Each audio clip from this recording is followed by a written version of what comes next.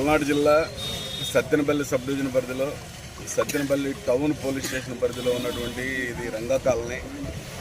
ఈ రంగా కాలనీ ఎప్పుడో 50 years బ్యాకే ఏర్పాటు అయింది. అయితే ఇక్కడ వివిధ రకాలైన వర్గాలు, వివిధ రకాలైన కమ్యూనిటీస్ అంతా నివసిస్తున్నారు. ఎక్కువ మాకు ఈ బ్యాడ్ హ్యాట్స్ బాగా ఈ గంజాయి తాగేవాళ్ళు కానీ, తర్వాత ఎక్కువ గొడవలు అవుతూ ఉంటాయి. ఇక్కడ ఈ కాలనీ నుంచి కొంచెం ఎక్కువ రిపోర్టింగ్ ఉంటుంది.